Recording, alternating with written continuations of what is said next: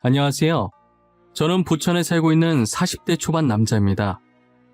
저는 오늘 평생 가슴에만 묻어둔 채 어디에도 꺼내지 못했던 이야기를 익명의 힘을 빌려서 여기에 한번 풀어보려고 합니다. 지금부터 제가 겪은 드라마 같은 이야기를 시작해 보도록 할게요.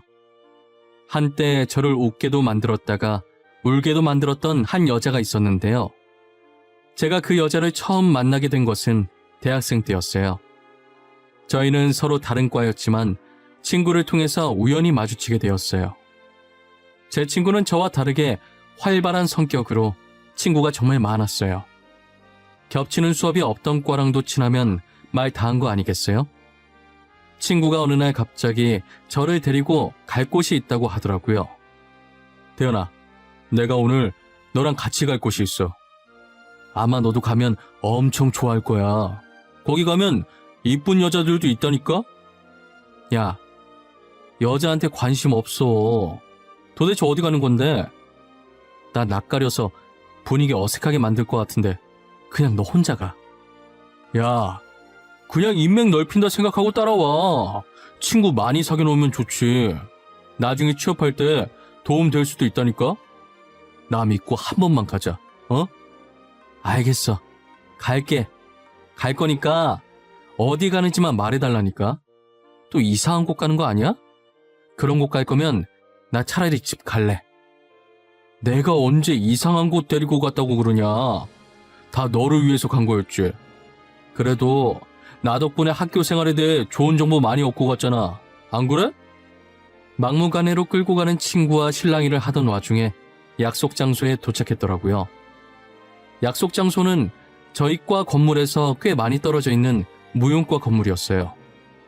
친구는 저를 보며 의미심장하게 웃더니 제 팔을 잡고 건물 안으로 들어가더라고요. 수업이 끝난 건지 몇 명만 강의실에 앉아 있었어요. 여자 4명과 남자 2명이 있었는데 그 중에 제 친구와 잘 아는 것처럼 보이는 남자가 저희 쪽으로 손을 흔들면서 빨리 오라고 재촉하더라고요.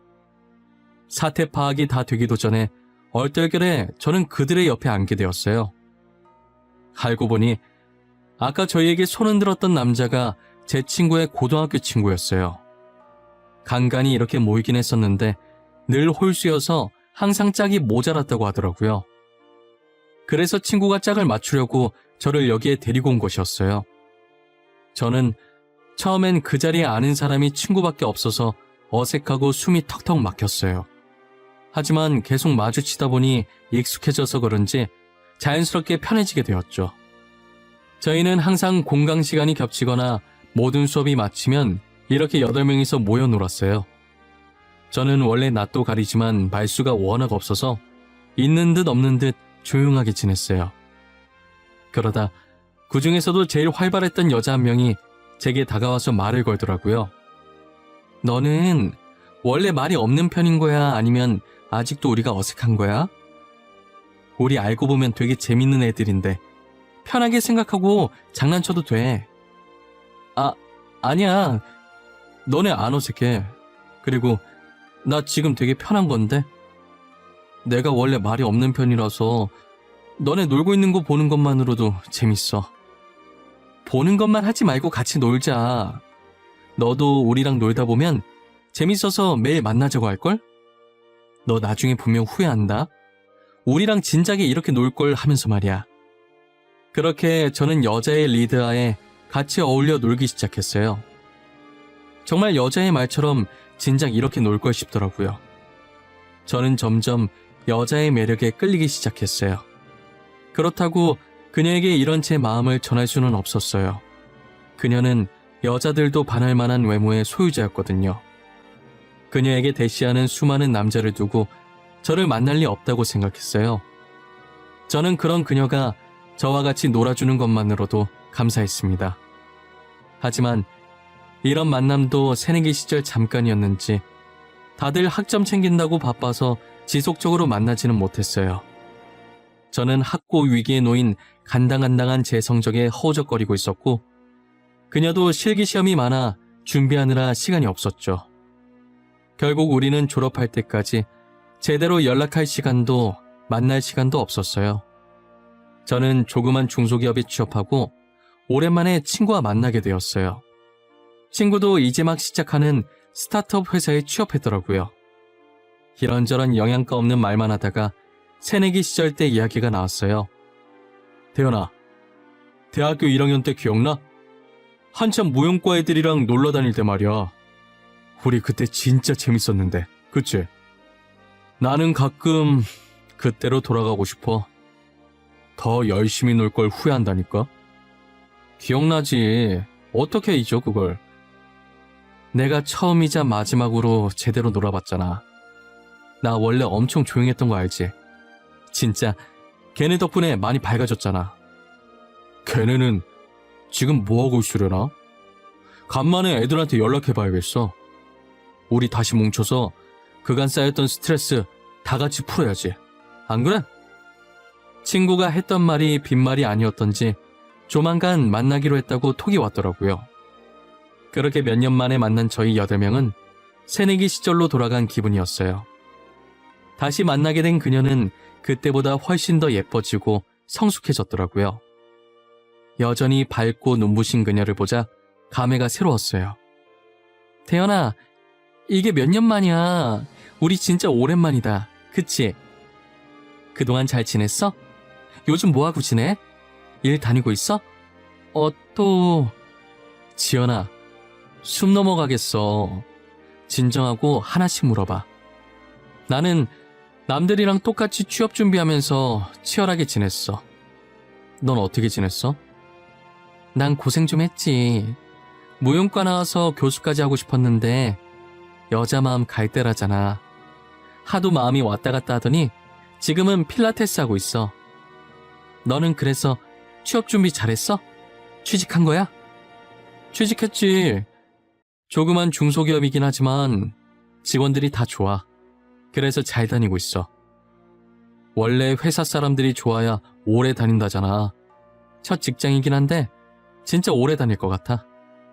다행이다. 와, 근데 넌 진짜 변한 게 하나도 없다. 키는 조금 더 큰 것 같네. 그거 말곤 진짜 그대로야. 멀리서 봐도 너라는 거 한 번에 알겠더라니까.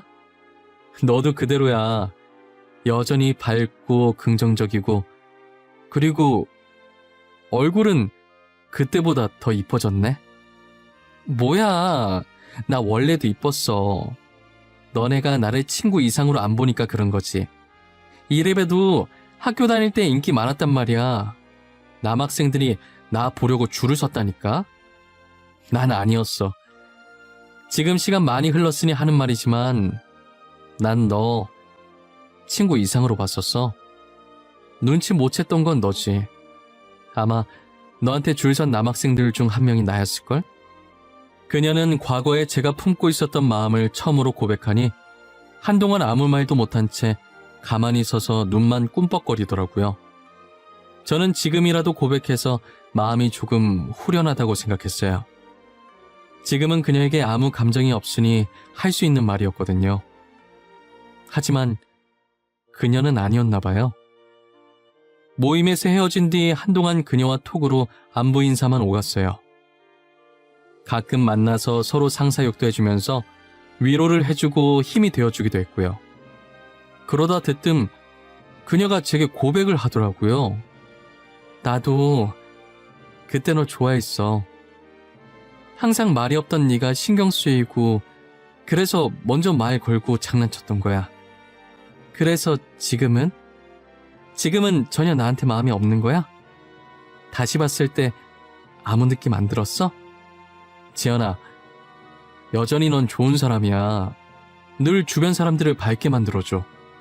하지만 이제 막 사회에 뛰어들어서 지금 내가 누군가를 좋아할 여유가 없어. 기다려줄 수 있다면? 내가 기다린다고 하면 만나줄 거야? 나 기다리는 거 잘해. 너가 기다리라고 하면 얼마든지 기다려줄 수 있어. 그녀의 끈질긴 구애에 저는 두 손 두 발 들 수밖에 없었어요. 저희는 그렇게 6개월이란 시간을 함께 보내고 서로에 대한 믿음 하나로 결혼을 하게 되었어요.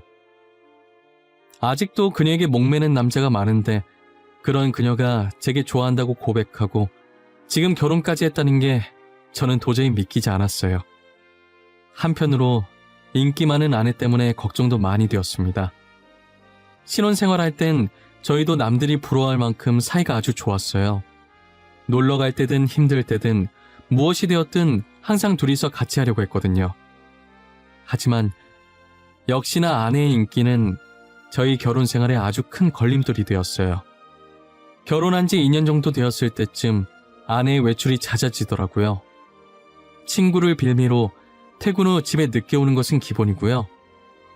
주말에도 약속이 있다며 아침 일찍 외출해서는 일찍 들어와야 당일 밤에 오고 늦으면 그 다음날 저녁에 들어오곤 했어요. 그러더니 얼마 지나지 않아 외박하는 것이 일상이 되어버렸죠. 친구 집에서 자고 오겠다는 말을 밥 먹듯이 하기 시작했어요. 한 번은 아내에게 영상통화를 걸었는데 아내가 거절을 하는 거예요.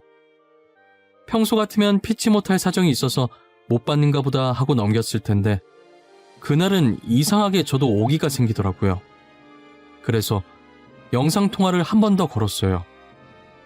역시나 아내는 또 제 영상통화를 거절하더군요. 그때부터 저는 아내를 의심하기 시작했어요. 원래는 제가 따져 묻는 성격이 절대 아니었어요.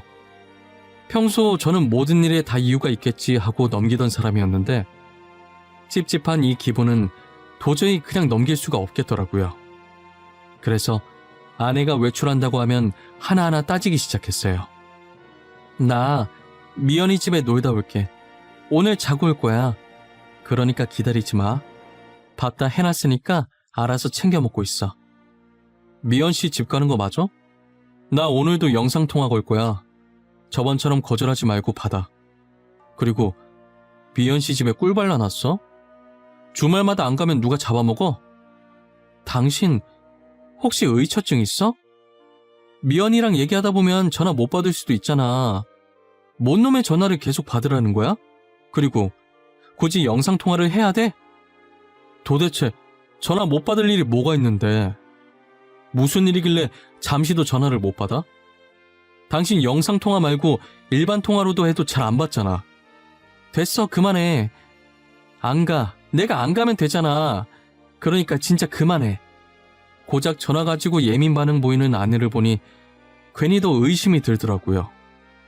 저는 확실한 증거를 찾아야겠다고 마음먹었어요. 아내가 샤워하러 들어간 사이 아내의 폰에서 톡 알림이 뜨더라고요. 보낸 사람 이름을 보니 미연 씨더라고요. 그래서 그냥 넘어가려고 했는데 그 다음에 울린 알람을 보고 그냥 넘어갈 수 없었어요. 분명 미연 씨 이름으로 온 톡에 내용이 심상치 않았거든요. 오늘 밤 아내를 위해서 준비했다는 글을 보냈더라고요. 저는 그때 무언가 있다라는 쎄한 느낌이 들었어요. 다행히 아내 폰은 잠금이 걸려있지 않아서 손쉽게 톡방을 들어갈 수 있었어요. 미연 씨와 함께 대화를 나누던 톡방을 누르는 순간 온몸에 소름이 끼쳤어요. 알고 보니 미연이라는 사람은 아내가 저 몰래 만나온 남자였어요. 정말 치밀하게 상간남 번호를 미연이라는 여자 이름으로 저장해놓고 제가 의심할 수 없도록 만든 것인데요.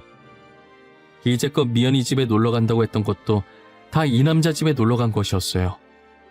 아내의 이런 뻔뻔함에 정말 기가 차고 제가 지금까지 속았다는 게 어이가 없었어요. 저는 아내가 샤워하고 나오자마자 휴대폰을 들고 가 따지기 시작했어요. 역시나 아내는 모르는 척 발뺌을 하더라고요. 당신, 이게 다 뭐야? 여기 있는 대화 내용들 뭐냐고. 이때까지 미연 씨라고 했던 사람 남자였어? 당신 지금 제정신이야? 당신이야말로 지금 무슨 소리를 하고 있는 거야? 미연이가 남자냐니? 당연히 여자지. 당신이 생각하는 그런 거 아니야. 그리고 남의 폰을 왜 마음대로 보고 난리야? 내가 무슨 생각하는데? 찔리는 게 있으니까 내가 그런 쪽으로 의심한다고 생각하는 거 아니야? 그럼 여기에 있는 커플 사진들은 어떻게 해명할 건데? 서로 사랑한다고 하던 대화들은? 아내는 모른다고 시침이 떼더니 전에 나눴던 대화들과 커플 사진들을 언급하니 그제서야 무릎 꿇고 빌기 시작하더라고요. 처음엔 정말 화가 나고 정말 빈손으로 집에서 내쫓고 싶었어요. 하지만 사람이 살다 보면 실수할 수도 있다고 생각해서 넘어가 주기로 했어요. 사람은 고쳐 쓰는 게 아니라더니 어르신들 말씀 틀린 거 하나 없었어요. 아내는 정신을 못 차리고 얼마 안 지나 또다시 외도를 하는데요. 이번엔 새로운 폰을 하나 더 만들어서 여러 남자와 대화를 하더라고요. 제가 아내를 의심을 해서 아내의 물건에 손대다가 발견한 건 아니고요. 멍청한 아내가 술을 먹고 새 휴대폰을 침대 밑에 떨어뜨려 놓은 거예요. 처음엔 못 보던 폰이길래 설마 있었어요. 저번에도 한 번 걸려서 넘어가 줬는데 또 그랬을 거라고는 생각을 못 했거든요. 하지만 벌은 남 못 준다고 그 폰으로 남자들과 연락을 주고받고 만났더라고요. 저는 더 이상 참을 수가 없어서 다음날 먼저 출근하고 식탁에 이혼서류 올려놓고 나왔어요. 아내는 제게 불이 나게 전화하더니 제가 전화를 받지 않자 문자를 보냈더라고요. 자신은 절대로 이혼해줄 수가 없다고, 누구 마음대로 이혼하냐고 난리였어요. 저는 전날 보았던 카톡 내용들을 아내에게 전송한 후 이혼 서류에 도장 찍었다는 얘기 아니면 더 이상 연락하지 말고 짐 싸서 나가라고 했어요. 저의 완강한 태도에 아내는 결국 저와 이혼을 해주었습니다. 저희는 그렇게 헤어지고 연락이 끊겼었어요. 그때 같이 놀았던 친구를 통해서 건너 소식을 전해 듣긴 했지만 그마저도 이혼한 지 6달 뒤에 아내가 유학을 갔다는 소식을 끝으로 더 이상 어떤 소식도 듣지 못했어요. 유학을 가면서 모든 친구들과 연락을 끊었다고 하더라고요. 저는 더 이상 다른 사람을 믿을 수 없었고 결혼할 생각도 사라졌어요. 시간이 지나면 지날수록 미련하게 아내와 좋았던 기억들만 생각이 나는 거예요. 괴로운 마음에 저는 하루하루를 술에만 의존해서 살아갔어요. 그러다 계속 이렇게 살면 정말 죽을 수도 있겠다 싶어서 일을 죽어라 열심히 했어요. 다양한 경험을 쌓아보고 싶어서 정말 안 해본 일이 없었죠. 다니던 회사를 그만두고 빵집부터 시작해서 노가다까지 했었어요. 그러다 3년 후 친구의 추천으로 동네에 작은 개인 카페를 차리게 되었습니다. 저희 동네에 카페가 정말 없었어요. 버스를 타고 2정거장 지나야 하나 있었거든요. 친구는 그 틈을 노리고 카페를 만들어 보라고 권했고 저는 바로 카페를 차렸어요. 사업을 시작하려면 인맥을 넓혀야 한다면서 친구는 저를 모임에 자주 데리고 나갔어요. 확실히 예전에 다녔던 모임들과는 사뭇 다른 분위기의 모임이었어요. 주로 사업을 하시는 분들이 모여있는 자리였거든요. 친구가 성격이 좋아서 학생 때랑 변함없이 그런 사업가 쪽으로도 발이 굉장히 넓더라고요. 친구는 저를 데리고 다니면서 여기저기 인사시켜주기 바빴어요. 저는 인사를 마치고 아는 사람이 친구밖에 없는지라 그냥 구석에 가서 물만 마시고 있었어요. 혼자 있는 제가 안타까웠는지 한 여성분께서 제게 말을 걸어주시더라고요. 안녕하세요. 이런 자리 처음이라 어색하시죠? 저도 처음에 여기 왔을 때 되게 어색했어요. 사실 이 모임에 몇 번 안 나와서 지금도 어색한 건 마찬가지고요. 아, 아까 인사했을 때 화장품 사업하신다던 분 맞으시죠? 반가워요. 저는 제가 이런 자리에 올 거라고는 생각을 못했어요. 어떻게 행동해야 할지도 모르겠고요. 그냥 자연스럽게 사람들이랑 대화 나누시면 돼요. 지금 저희처럼요. 아무 영양가 없는 말이라도 섞다 보면 자연스럽게 친해지게 되어 있어요. 그리고 저는 심연지라고 합니다. 그녀는 제게 명함 하나를 내밀더니 싱긋 웃더라고요. 저는 그러다 문득 전 아내가 떠올랐어요. 제게 먼저 다가와 말 거는 모습과 싱긋 웃는 모습이 전 아내와 상당히 닮아 있더라고요. 하지만 이름과 전체적인 생김새가 전 아내와는 확연히 달랐죠. 그녀는 저와 말도 잘 통하고 성격도 너무 좋아 보였어요. 카페 하신다고 들었는데 하실만 하세요? 카페도 쉬운 건 아닐 텐데 레시피도 다 외워야 하고 직접 커피도 내리셔야 하고 그래도 막상 하면 재밌어서 즐겁게 하고 있어요. 손님들이 웃으면서 떠드는 모습 보면 저도 덩달아 기분 좋아지고요. 다행이네요. 즐겁게 일하는 거 쉽지 않잖아요. 그런데 대현 씨, 저는 아까 명함 드렸는데 대현 씨는 저한테 뭐 없어요? 전화번호라든가. 아, 죄송해요. 제가 떠드느라 받기만 했네요. 잠시만요. 혹시나 몰라서 명함 파놓은 게 있어서 들고 왔거든요. 저희는 사업에 대한 얘기를 하다가 자연스럽게 번호를 교환하게 되었어요. 그리고 사업을 핑계로 둘이서 자주 만났고요. 결국 저는 절대 열지 못할 것 같던 마음을 그녀에게 열어주었습니다. 저는 이혼했던 사실을 고백했지만 그녀는 아랑곳하지 않았어요. 저희는 그렇게 2년 정도 만나다가 결혼을 했어요. 지금 아내와 살다 보니 전 아내가 점점 더 생각나더라고요. 보통 전에 만났던 사람과 비슷한 사람을 만난다고 하더니 그 말이 맞나 봐요. 그만큼 아내와 전 아내는 닮은 점이 많이 있었어요. 다른 점이 있다고 한다면 한결같이 저만 봐준다는 점이었죠. 그런데 제가 처음 결혼에 실패하고 하루하루를 술로 살아왔던지라 제 간에 문제가 생겼다는 걸 이제 와서 발견하게 되었어요. 의사는 당장 간 이식 수술이 필요하다고 하더라고요. 저는 아내에게 짐이 되기 싫어서 이 사실을 밝히지 않았습니다. 가족들에게만 조용히 말해서 간 검사를 받았어요. 하지만 저와 간이 맞는 사람이 단 한 명도 없었어요. 그러다 이 소식이 아내의 귀에까지 들어가게 된 것인데요. 간 기증자가 안 나오자 불안한 나머지 어머니께서 아내에게 말한 거예요. 아내는 왜 자신에게 말하지 않았냐고 저를 안고 펑펑 울더라고요. 당장 자기가 검사 받아보겠다고 하면서 집을 나가더라고요. 일주일 뒤 아내의 검사 결과가 나왔고 다행히 아내의 간이 적합하다는 판정이 났습니다. 아내는 제 손을 꼭 쥐고 연신 다행이라고 수술받을 수 있다며 울었어요. 아내의 도움으로 저는 간신히 간 이식 수술을 받을 수 있게 되었는데요.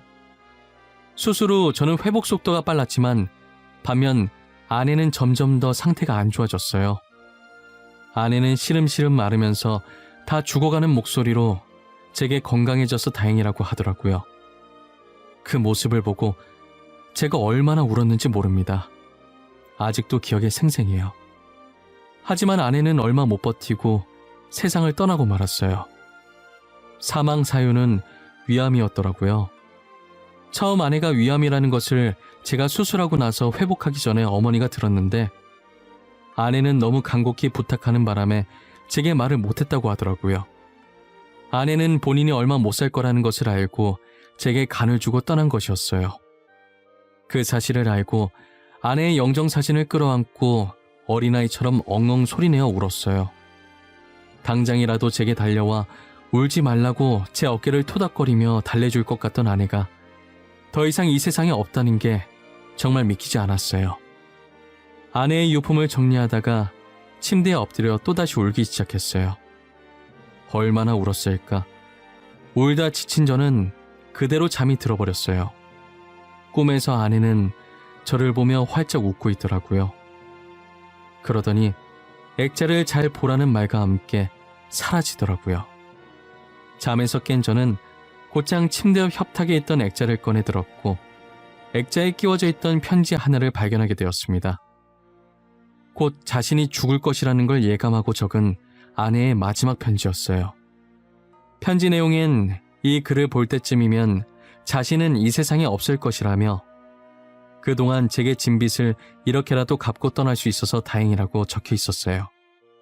저는 평소 아내와 사이가 좋았고 한 번도 다툰 적이 없었기 때문에 이 편지 내용이 이해가 안 갔었어요. 하지만 다음 문장을 읽고 바로 이해할 수 있었죠. 알고 보니 아내는 제 전 아내였습니다. 유학 갔다던 아내는 사실 그 기간 동안 성형을 하고 이름도 바꿨죠. 그리고 나서 다시 제 앞에 나타난 거예요. 수많은 남자들을 만났었지만 다들 자기를 어떻게 해보려는 속셈만 가득했고 껍데기만 좋아했지 자신을 진심으로 사랑해주지 않았다고 제가 늘 그리웠다고 하더라고요. 아내도 울면서 쓴 편지였는지 한 장 가득 미안함이 담긴 편지지 위로 중간중간 눈물이 한두 방울씩 떨어져 있었어요. 저는 그 편지를 보며 눈물이 멈추질 않았습니다. 그동안 아내를 정말 수도 없이 많이 원망하고 미워했지만 저 못지않게 마음고생 심했을 아내를 용서하기로 했어요. 아내가 잠든 곳을 찾아가 이제 편안하게 가라고 마지막 인사를 했어요. 저에게 있어서 여자는 아내가 처음이자 마지막 여자였어요. 지금은 몇 년째 연애도 하지 않고 홀로 카페를 운영하며 지내고 있습니다. 앞으로도 누구와 만나지 않고 이렇게 혼자서 아내 몸까지 잘 지내보려고 합니다.